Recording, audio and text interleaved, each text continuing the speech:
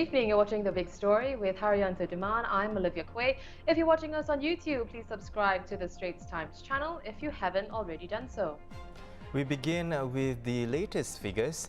The Health Ministry confirmed 218 new COVID-19 cases today, including 6 community cases. The Ministry said all 6 cases are work pass holders. The last time there were no Singaporean or permanent resident infections was on June 1st, when MOH reported 0 community cases.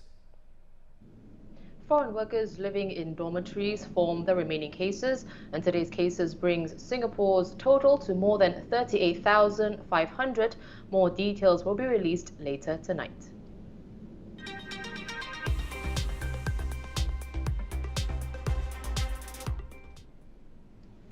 In other news, dengue infections have surged past the 10,000 mark this week. This is the highest number of cases in the first 5 months of the year since 2013, when Singapore had its largest outbreak.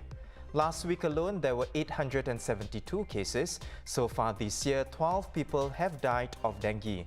There are now 190 active dengue clusters, with the biggest in the Woodleigh area along Upper Serangoon Road.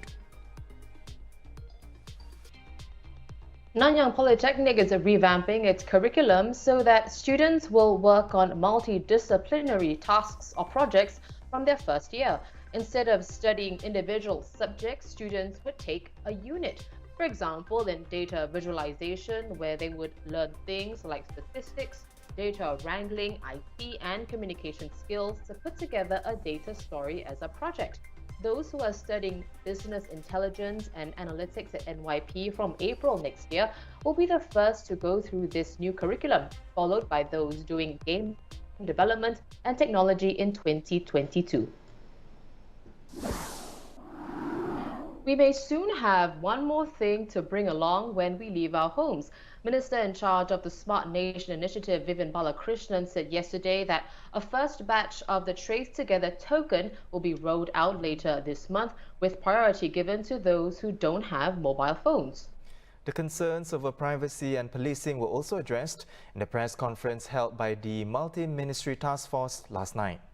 The app and the device plus safe entry combined are meant to provide us with information in a timely manner so that we can do speedy and fast and effective contact tracing. It's not meant as a way to detect offences and breaches of rules. Yeah, I think that's a very important clarification. TraceTogether app, TraceTogether running on a device, and the data generated is purely for contact tracing, period. Dr. Balakrishnan also said there is no GPS chip in the token. So what exactly does it do to help with contact tracing? Let's pose this question to the Straits Times tech editor, Irene Tham. Hi, Irene. So the TraceTogether token doesn't have a GPS chip. Dr. Balakrishnan said as well that it's not an electronic tag and it doesn't even have internet or mobile telephony connectivity. Could you then help us understand how it works? Hi, Olivia. The token will function in similar ways as the TraceTogether app. It works as a standalone device. It doesn't need another device to work. So it works on short-range wireless Bluetooth signals emitting from the token to be exchanged with nearby devices, which could be another token or a Bluetooth-enabled smartphone with the TraceTogether app. The exchange between these nearby devices will be locked in an encrypted form in these devices with data older than 25 days automatically erased. So it's Bluetooth handshakes between devices. The data logs stay in the phone or the token until the user is confirmed to be a COVID-19 patient. And then the Health Ministry will ask for the token to extract the exchange logs for contact tracing. Smartphone users will be guided to remotely upload data logs in the TraceTogether app to the Health Ministry central server. I mean, the token doesn't track a person's location. Now, this is repeatedly said by the COVID-19 task force, but do you think that's enough to allay fears over privacy? Well, the clarification must be made, and what must be said has already been said, but there will still be pockets of people who will remain suspicious of Big Brother surveillance. One good way to allay fears is to have the hardware design and the software for the token to be open source. That means becoming transparent about the underlying code so people can examine what is collected. Right. Well, aside from privacy, what are other reasons that will lead people to not wear the token? Well, it may not be a wearable, as they have earlier clarified. It could be a small device, similar to the banking security tokens that we're familiar with, that you put in your pocket, or in your bag. Right. Perhaps people will resist the TraceTogether token out of fear of losing the device. I mean, it's small enough to be misplaced, right? And what is the replacement cost of one? And do users have to pay for it? Will users be prosecuted for losing the device without reporting the loss? These questions remain unanswered. I think it's fear that, if they lose it, they may be prosecuted, and they may be asked to pay for the second device. I mean, these are questions that have to be answered. Yeah, definitely good points raised there, Irene. And, just to compare it with the TraceTogether app, do you think people will take more to it with this token? Well, in theory, the token is inclusive, as you do not need smartphones or the latest models of smartphones to participate in digital contact tracing. And it will include people like children and the elderly. And but fear of losing the device will be a huge obstacle. Or it could just be a case of people simply not caring. So, I mean, one or the other. Yeah. In that case, Irene, is there a way that the government can make it a more attractive design, or perhaps should they make the token mandatory from the start? Well, I think you need to force people to use it before they will use it. I mean, if you look at mask wearing, right? When they had a choice, when people had a choice, they don't wear it, they don't put it on. But when it becomes mandatory, you see everybody wearing it. So if you want to go out, you have to wear a mask. So I think the same may need to apply to the use of TraceTogether.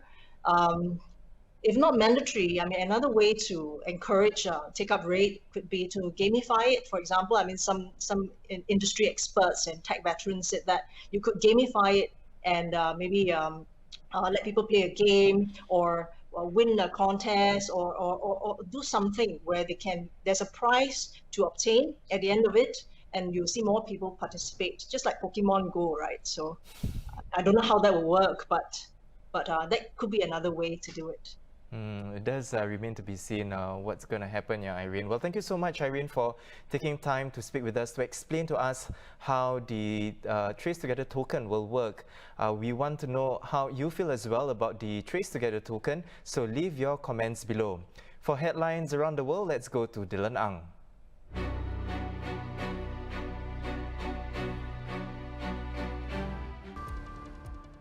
Thanks, guys. The number of global coronavirus infections has topped 7 million. There have been over 408,000 deaths. The US and Europe continue to be the hardest hit country and continent respectively, with more than 2 million cases each. The global number of cases has also doubled in just over a month. Google is adding features to its map service to alert users of COVID-19 related restrictions. Transit alerts will now allow users to check how crowded a train station might be, or if buses on a certain route are running on a limited schedule. This will be rolled out in several countries, such as the United States, France, India, and the United Kingdom. The tech giant also added that the update will provide details on COVID-19 checkpoints and restrictions on crossing national borders, starting with Canada, Mexico, and the United States. In the US, California says movie theaters can reopen by Friday if they receive approval from local officials. Cinemas will have to limit attendance to 25% of the usual capacity, or a maximum of 100 people, whichever is lower, and impose other safeguards to prevent the spread of COVID-19. These include making ticket holders stay 6 feet apart and wear masks except for when eating or drinking. That's all we have for our global updates. Back to you guys. Strict stay-home rules under the circuit breaker can be a double-edged sword. On the one hand, being in confined, close quarters allows some couples to form tighter bonds. On the other hand, some are forced to deal with unresolved disputes, which could lead to instances of domestic violence. Lawyers whom the Straits Times spoke to saw more divorce inquiries during the circuit breaker period. One law firm saw an increase by as much as 20%. And the police have also said that the number of family violence cases has gone up. From April 7th to May 6th, close to 500 police reports were filed for offences commonly associated with family violence. This is 22% more than before the circuit breaker. Now we are joined by Jean Chen, a psychotherapist who specialises in couple communications.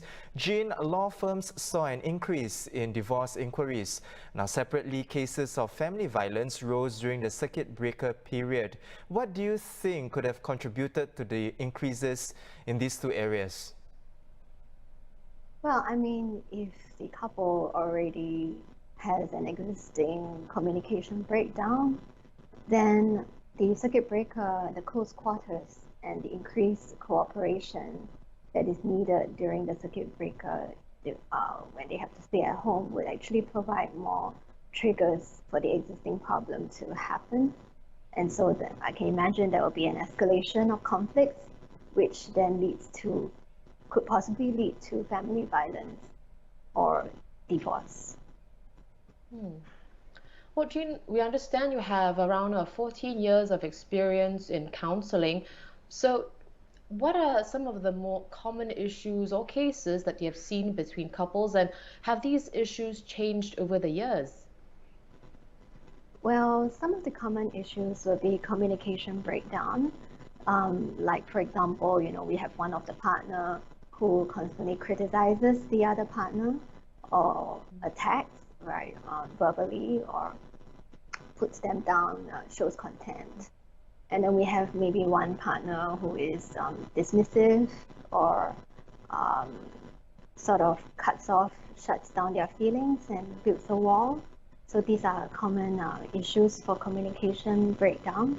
And of course, we have other issues like, say, extramarital affairs, parent differences, conflicts that arise due to parenting differences, in-law issues, differences in their personalities or interests, things like that.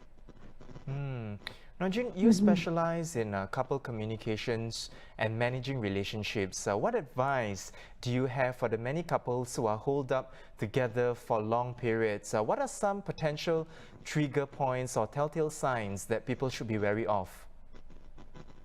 Well, I mean, if you find yourself, building up resentment towards your partner, or you find yourself sort of wanting to avoid your partner and not want to spend time together, I think these are triggers. I mean, these are signs and indicators that maybe there's a relationship communication problem. Well, thank you so much, Jean, for taking time to speak with us. We've been speaking to Jean Chen, Director at private counselling practice, Relationship Matters. Let's go back to Dylan for what's also in the news.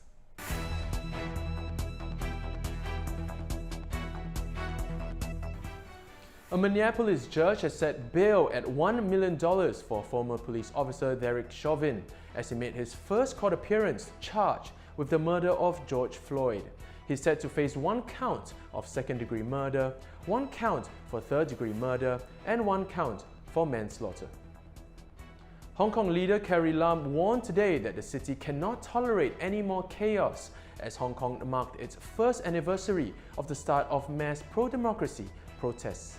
More than 1 million people took to the streets a year ago to protest a bill by Mrs. Lam's government that would have allowed people to be extradited to mainland China for trial. The bill was later withdrawn. Chief Executive Lam said that Hong Kong needs to learn from mistakes, citing the difficulty the hub has seen in the past year. North Korea said today that it will sever hotlines with the South in its first step towards shutting down all contact with Seoul. North Korea has threatened to close an inter-liaison office and other projects in recent days if the South does not stop defectors from sending leaflets and other material into the North. At a briefing today, a South Korean defense spokesman said that North Korean officials did not answer a routine daily call, nor calls on military hotlines this morning. This Friday, June 12, marks the 2-year anniversary of the North Korea-United States-Singapore Summit between President Donald Trump and Chairman Kim Jong-un at Capella Hotel in Sentosa. That was also in the news. I'm Dylan Ang.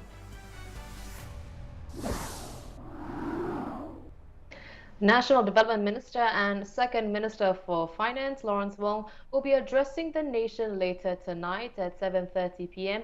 The theme of his speech is Living with COVID-19. You can watch his address right here on the Straits Times Facebook, YouTube and Twitter pages. Those are our top stories for today. For more news and videos, visit straitstimes.com, and don't forget to subscribe to our YouTube channel by hitting the red button below. Once again, I'm Haryanto Diman with Olivia Quay. Join us tomorrow for more stories on The Big Story.